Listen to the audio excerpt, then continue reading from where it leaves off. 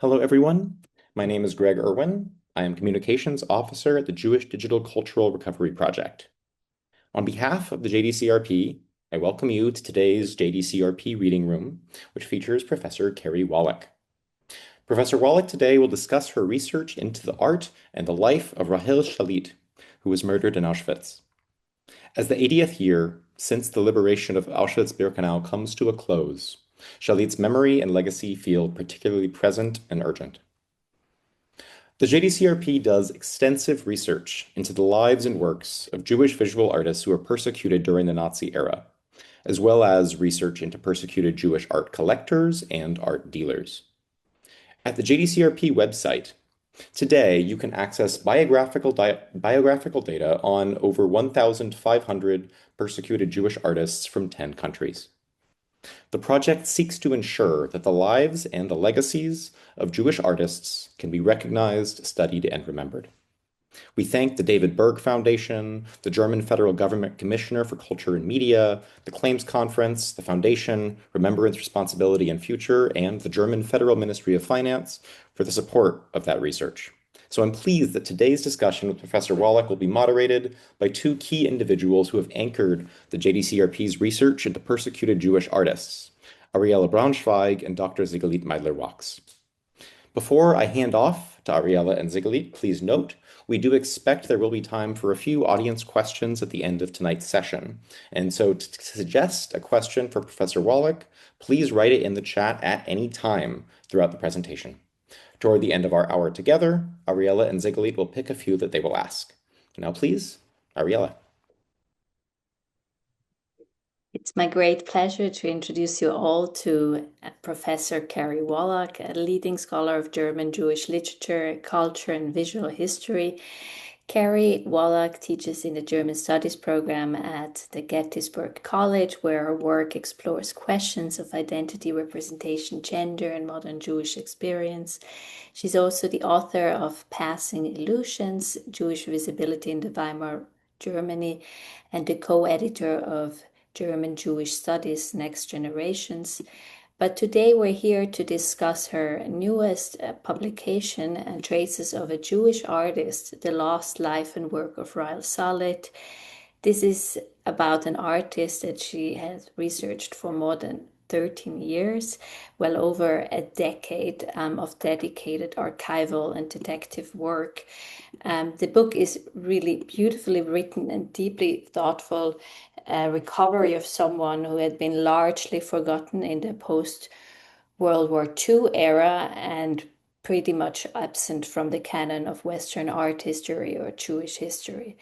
As you will hear from Kerry Wallach, today Szalit's life unfolded across several countries and historical moments, reflecting broader patterns of Jewish migration and ending with the tragic destiny of Auschwitz. The artist Rahel Szalit has been also included in our list documenting persecuted Jewish artists since the beginning of our project.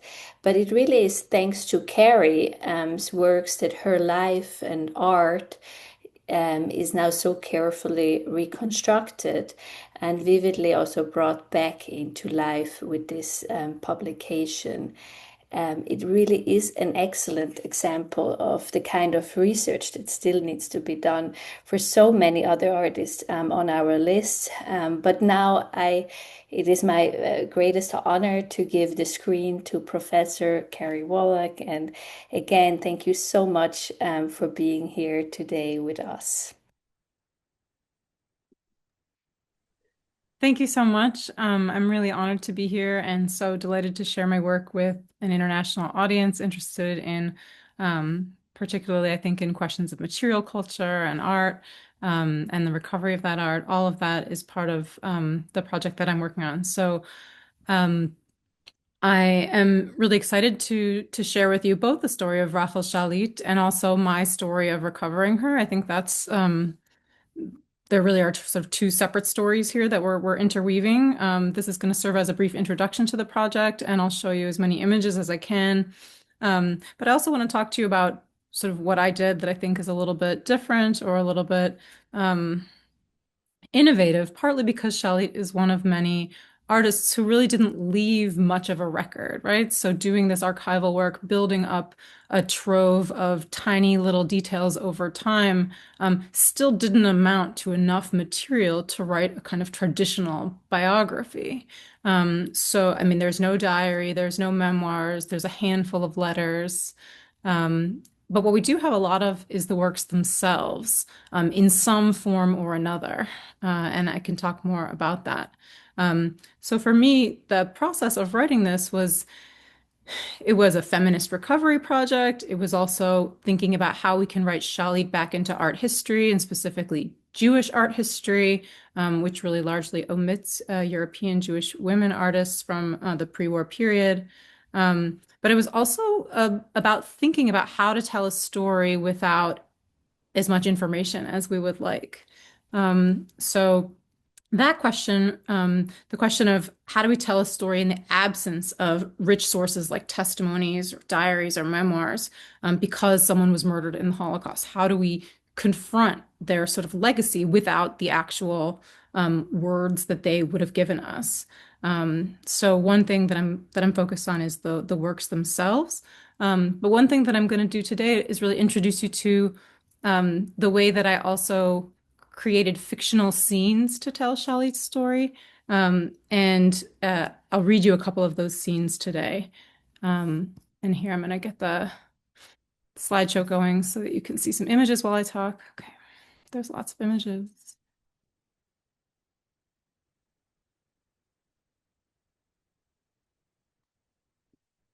Does that look right to everyone? Looks great.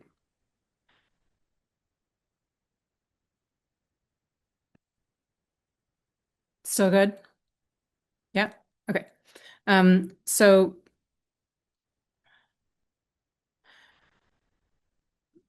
I'll start with a quick, just sort of introduction to Rahel Szalit. Um, she was a prominent Jewish artist in Weimar, Germany, who was well known among Jewish circles before the Nazis came to power. She was Jewish in terms of her background and her upbringing. She came from Eastern Europe, but she also made art with Jewish subjects, and that's what makes her so unique, I think, among the Jewish artists, specifically the Jewish women artists in Weimar, Germany, is that she was creating art that really was sort of unequivocally Jewish by itself, illustrating Jewish literature, and she was able to make a name for herself as quite simply the best modern female illustrator or the first female illustrator of Jewish literature. Uh, so first she became known as an illustrator. She also worked in pen and ink, uh, oil paint and watercolor. She was a painter as well, and she became known as a cartoonist later on. Women, as you can see here, featured prominently in many of her works, and she often centered women by emphasizing the role of female characters in the works that she illustrated. So one thing that I argue that she did was she was actually sort of like an augmenting illustrator. She added a new layer or a new level to the texts that she was exploring through her illustrations, almost like a rewriting of them through images.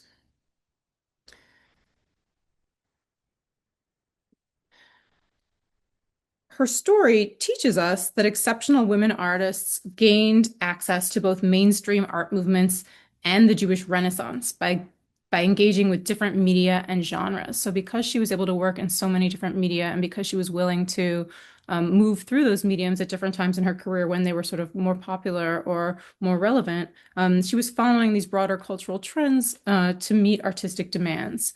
So in the early 1920s, she was doing more printmaking. By the end, she was doing more painting and portraiture and also newspaper illustration.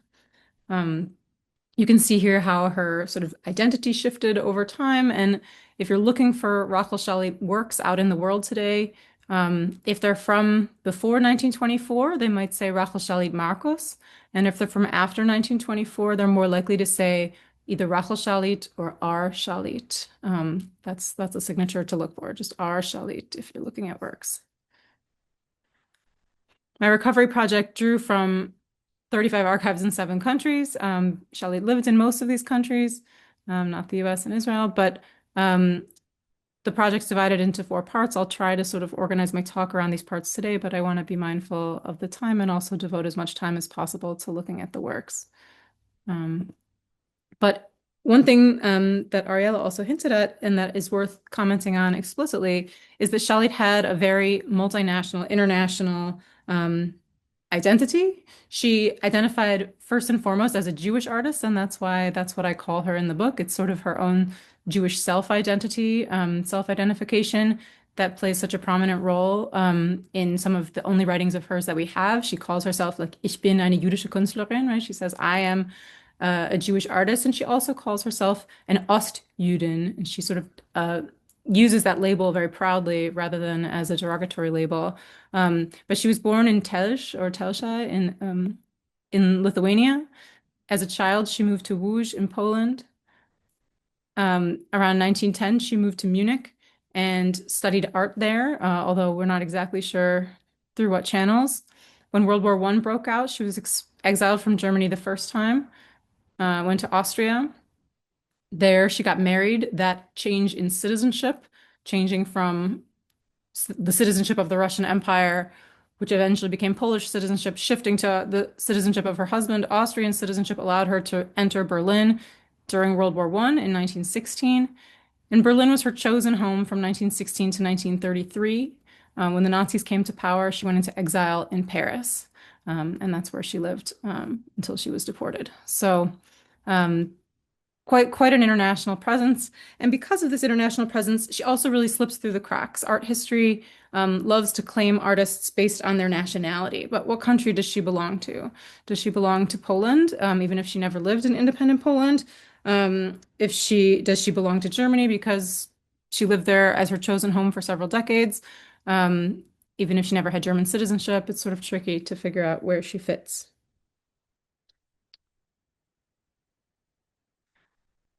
So early in her life, she was based in Eastern Europe, and that really inspired so much of the work that she did later on. And here you can see several images that she created of East European small town Jewish life. What I did, and I mentioned this briefly already, was I wrote scenes that are often inspired by specific works or events that did happen in Shalit's life.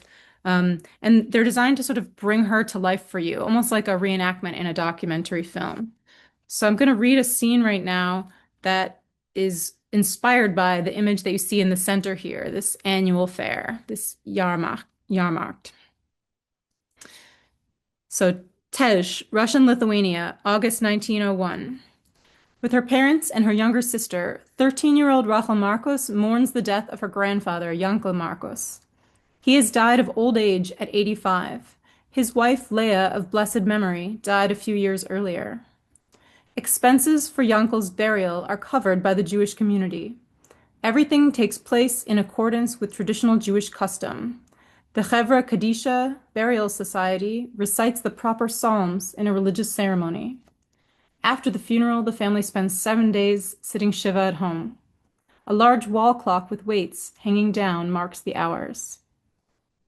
Rachel's mother, Tzippa, sweeps the wooden floors and lights the kerosene lamp several times each day. They're joined in the evening by relatives and friends. At least 10 men must be present to pray for the dead. The rhythmic chanting of the mourners echoes throughout the crowded rooms of the small wooden house. Rachel and her sister bring hot tea and plates of rolls, berries, and sweets from the kitchen to the living room. With Yankel Marcos's death, the family's longtime connections to the small towns of northwest Lithuania are severed. A few months after Yankel's death, his son Yudel, Rachel's father, decides that it's finally time to leave Telš and try their luck in a bigger city with a larger Jewish population, farther away from the pogroms. They have cousins who settled in Łódź, and they make arrangements to do the same. We must leave before winter, Yudel reminds them. Tzippa goes to market to trade larger household items for linens and other things that can be transported in a horse-drawn coach. Young Rachel goes with her to study the faces, foods, and animals on display. They walk along cobblestone streets toward the center of town, where the market is surrounded by two-story houses with shops. Women bustle about in shawls, colorful kerchiefs on their heads, their baskets laden with potatoes, cabbage, rye bread, and smoked fish. Children at play appear and then disappear among the crowd. Cattle, goats, chickens, and horses contribute loudly to the constant movement of the marketplace. Rahel takes in as much as she can, knowing she may never see this place again. So that's the end of the fictional scene that takes place in Lithuania. Um, and you can see how I'm using archival details and the actual work that Szalit created to imagine what Szalit would have seen while living in Lithuania. And I'll come back to this painting on the left here later, but I want to move on and show some other images now. This is Julius Szalit. This is who Rahel Szalit was married to from 1915 to until he died by suicide in 1919.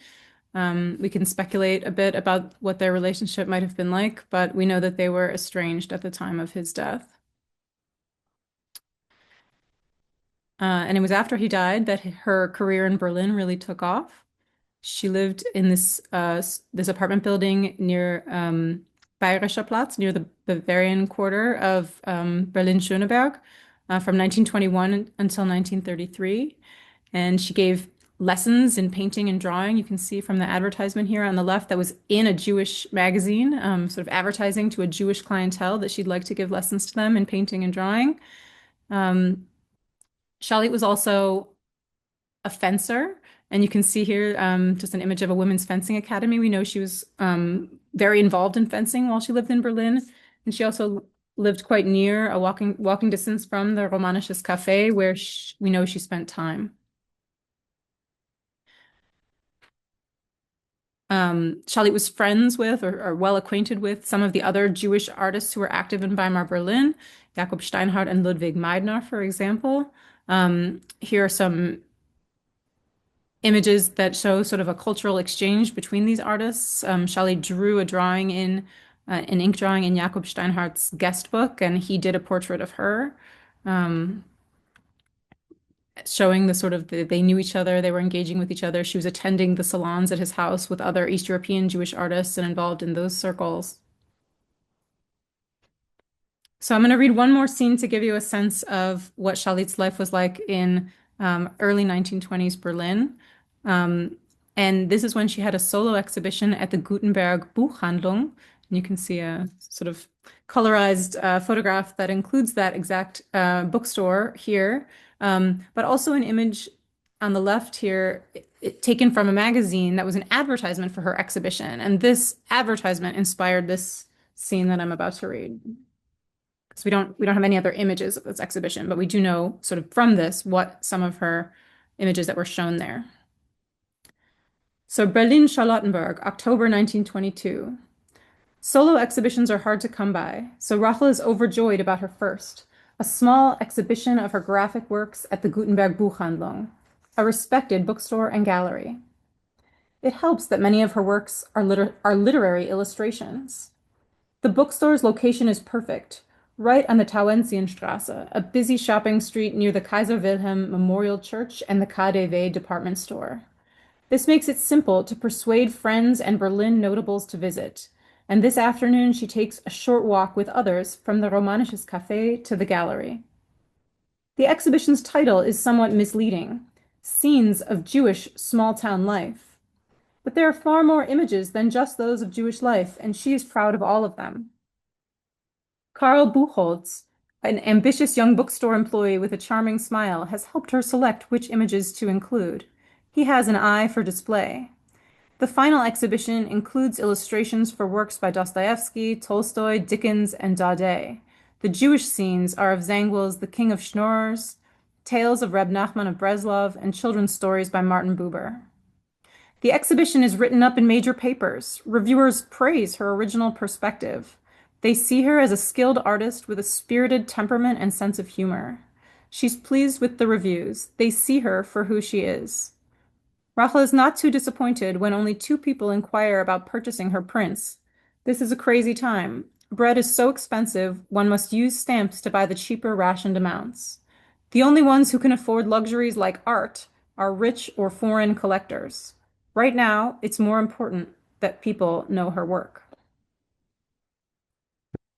So that's the end of the fictional scene, but it's worth commenting here and stating out loud that many of Szalit's literary illustrations that appeared in print portfolios or limited edition books during this time were published during this period of inflation and hyperinflation.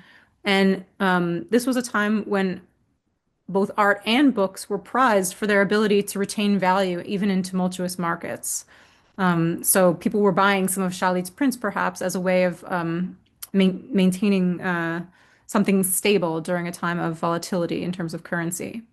It's also worth noting that many of her illustrations during this time were published by Yiddish and Hebrew publishing companies, financed by foreign currency, and only located in Berlin because of this period of inflation. So her works were perhaps aimed at different audiences, and they just happened to be published in Berlin. She illustrated quite a lot of Jewish literature, and that's one of the things she's best known for. Here you see several of her scenes illustrating Sholem Aleichem's model, The Cantor's Son. And we can see a lot of her images of Eastern European Jews show us pain, discomfort, extreme poverty, misfortune, even disability. This is how she envisions the Eastern Jewish experience. It's the story of suffering and resilience. It's interesting to note that some of her images walk the line between humor and caricature, at times reproducing stereotypes. We see exaggerated or grotesque features used in order to make Jewishness legible. One of my favorite images is this one in the middle here. That's this image of sneezing figures. And it illustrates a scheme that Model came up with to drive away rats. He was selling rat poison, but when it became clear that he was just a schemer and the sack of rat poison bursts open, it's actually sneezing powder. So all these people are suffering by being exposed to the sneezing powder. But this is the scene that Rahel Szalit chose to illustrate from this story, right? She's showing us these people who are sort of mid-sneeze. They're giving animalistic kind of howls. Their faces are contorted and their bodies are stooped and bent and out of control. One French critic, Jacques Bielinki, later called Szalit's characters outwardly grotesque and inwardly moving. Visions of ghettos where grimaces distort faces, but not souls. Another way to think about Szalit's work, and a phrase that she used to describe herself, is the phrase laughter through tears, which is often associated with Sholem Aleichem as well. And it's using humor as a form of self-preservation. So just to show you a few other works that she illustrated of Jewish literature, here's some illustrations of Mendele Mocher Sporim. This is a portfolio that was put together with a German introduction, so for a German reading audience as opposed to a Yiddish one.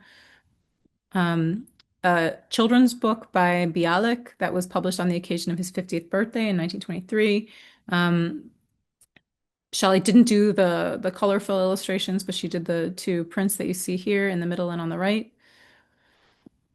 She also illustrated Heinrich Heine's Hebrew Melodies. That's the candlelighting scene you saw at the beginning as well. And the three poems from the Hebrew Melodies are displayed here through one illustration from each.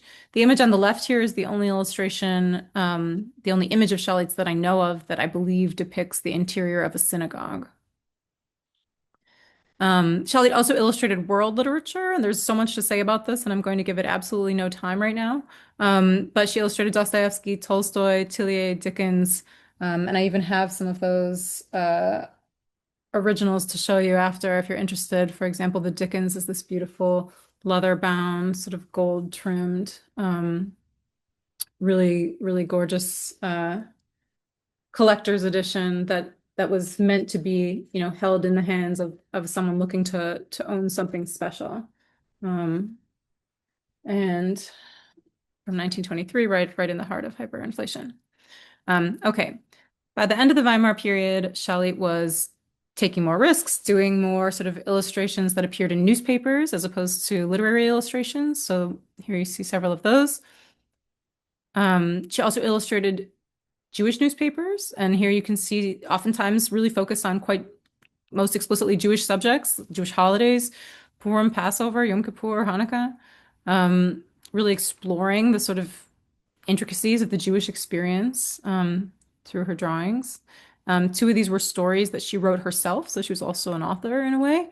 And she both wrote and illustrated these stories that gave us sort of insight into small town most likely Russian Empire Jewish towns. One of the most interesting sets of drawings that Rahel Szalit did, illustrations, is to Thomas Mann's Dina, which was part of Joseph and His Brothers. This has a very crazy publication history. It was published in the magazine Die Aufklärung, which was co-edited by the sexologist Magnus Hirschfeld.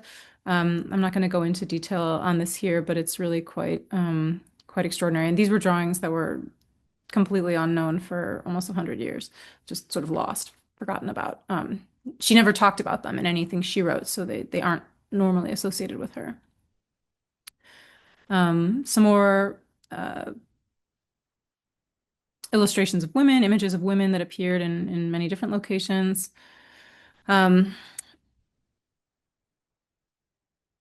painting that made her most famous is shown here on the left, and this is called Die Emigrantin als Bardame, or Emigrant Woman as Barmaid.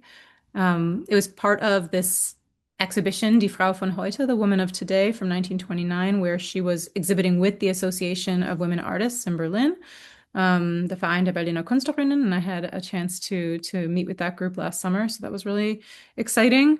This exhibition was designed to show the talents of 65 women artists, and there was portraits of women by women. Szalit was showing there this emigrant woman as barmaid, who was, a stylish modern woman serving cocktails and pub fare, but the fact that she's an immigrant, the title sort of clues us into a backstory. We can do a lot of thinking about what it means to sort of subtly hint at this person as someone who was in transit and had left a place of origin. Other people sort of misinterpreted it as some people even added the word Russian to the title when they were writing about her win in this contest. They called it Russische Emigrantin als Bardame. So it's very interesting to think about what it means to have sort of claimed that emigrant label. On the right here, you see a painting of Szalit's friend, Eleonora Kalkowska, someone who she corresponded with. We have some of their correspondence. So that's worth mentioning perhaps for later as well. Szalit also did a self-portrait as a fencer that I think is worth noting, that shows up here on the right. For me, this is an amazing image because it's an intervention into the woman as artist self-portrait genre. Instead of painting herself as an artist holding a paintbrush or some kind of pencil or palette, she depicts herself as an athlete, ready to rise and engage an opponent, ready to prove herself. So Szalit's star was rising by the end of the 1920s into 1930. She was really achieving quite a high level of success at this time in Berlin. The Nazis came to power in 1933, and that was sort of the end of Szalit's career. She immediately saw that the writing was on the wall and was sort of among the first wave of emigration from Nazi Germany well before the Nuremberg Laws or the November Pogrom of 1938 urgently signaled to all Jews that it was time to leave. So here you can see the two different locations that she lived in Paris, in or sort of right on the border of Montparnasse. She was a refugee in Paris. She found her way among many other refugees, émigrés, and expatriates, and eventually sort of loosely associated with the École de Paris. A few images that were published in a magazine in Paris in 1935 show that she's sort of borrowing from the composition of some of her earlier works while updating them to look less stereotypically East European, perhaps even cultivating or claiming a kind of Sephardic identity for herself, since that seemed to be what was in demand there. We could talk more about that in the Q&A too. In 1934, she wrote, "I keep painting, but so what? I have an atelier full of paintings, but no one to buy them." So we know that Szalit is in Paris with many paintings, some of which she's likely created there, and that things were difficult for her when she first moved there. But they did improve in 1935. She had a year with a couple of different solo exhibitions.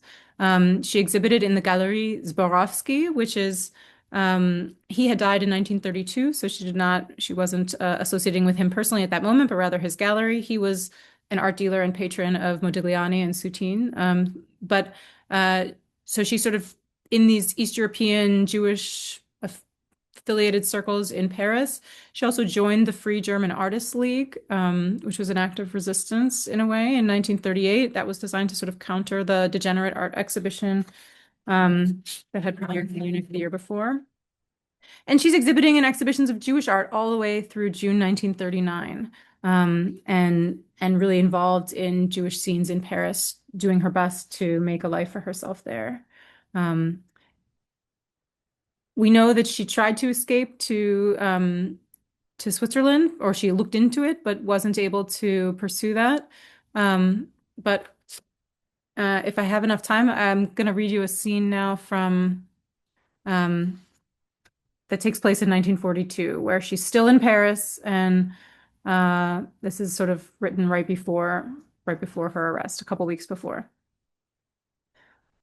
So Paris, June 1942.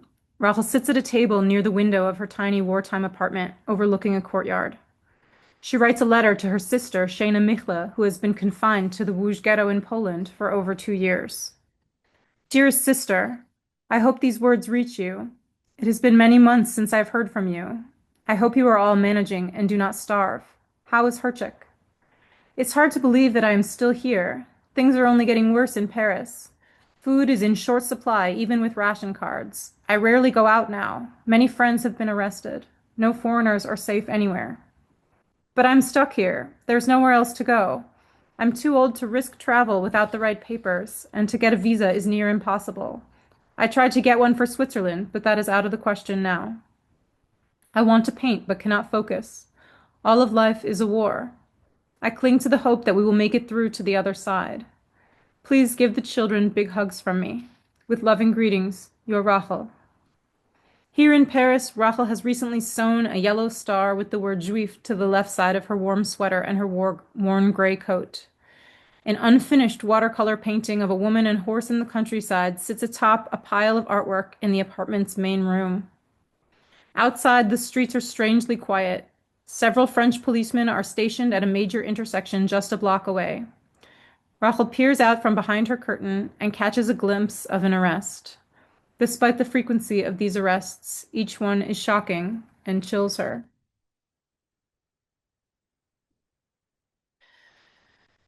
So, like many other foreign-born Jews living in Paris in 1942, Rahel Szalit was arrested in the Valdiv raid, which rounded up mostly foreign and stateless Jews.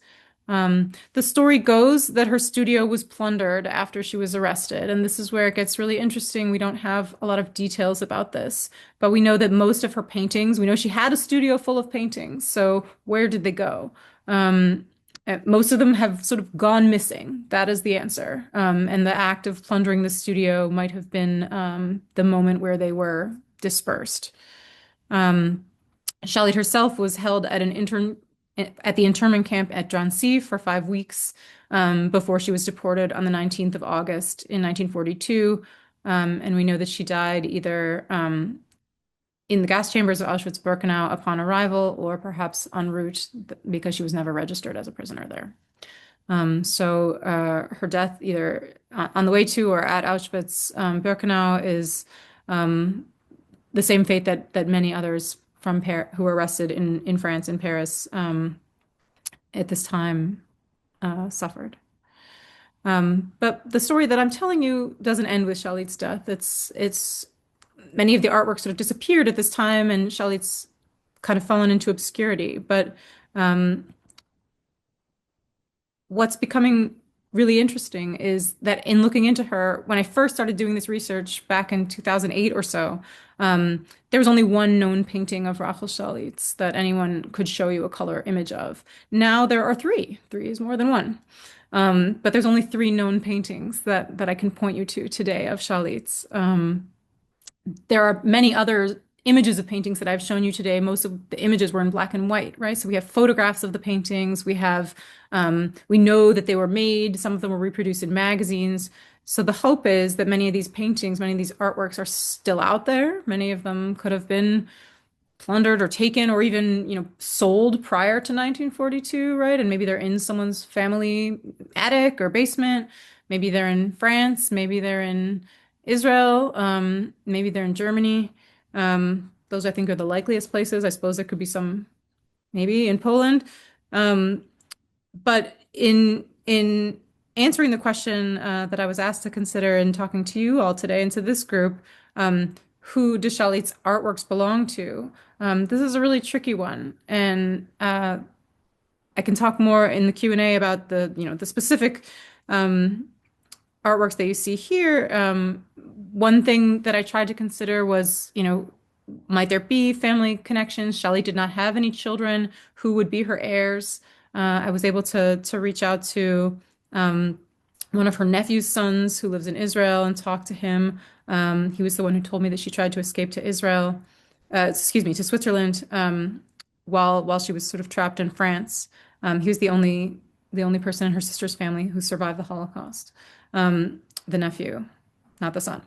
But the interesting thing to think about is that many of Shalit's works today are sort of now in the public domain, especially her early illustrations from the early 1920s. So the images, not the actual illustrated books themselves, but the images from these books, I think, can be used pretty freely and distributed online, and some more of them are being digitized. So that doesn't speak to the material culture of it, but it speaks to the actual sort of images of the work or the work themselves.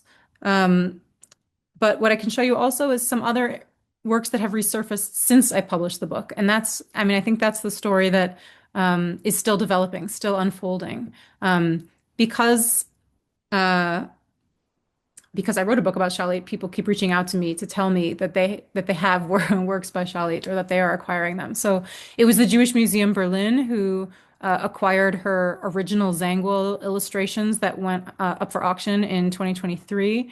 And four of those drawings were exhibited in an exhibition at the Jewish Museum Berlin this year called Defiance or Widerstände. You can see an image of those drawings here on the left. So those were illustrations for a book, but the book was never published with the illustrations, but the original drawings exist. There's also a collection of drawings that Szalit made in Berlin in 1926 that belongs to a private collector who lives in Hamburg. You can see a couple of those drawings here, including the one that ended up on the cover of my book. And those were just sketches made sort of late at night in a casino in Berlin in 1926 and near Nollendorfplatz. So it's very interesting to think about their origins and how they ended up in a private collection. I'm not really sure. Someone reached out to me just last month and said that their family owns a portrait that Szalit did. It was a woman named Gail Singer. She said her family owns this portrait that Szalit did of her father when he was a young child. And she sent me just that small image that you see on the lower right of that. And it's indeed signed with a sort of pre-1924 Rahel Szalit Marcos signature. So the works are out there. They're in the hands of various individuals and collectors, and some libraries and museums and institutions. And I think I'd be happy to talk more during the Q&A about that and about any other questions you might have. But the story is sort of still unfolding about how we remember her and how we think about Shalit's legacy today, and how the work itself can play into that.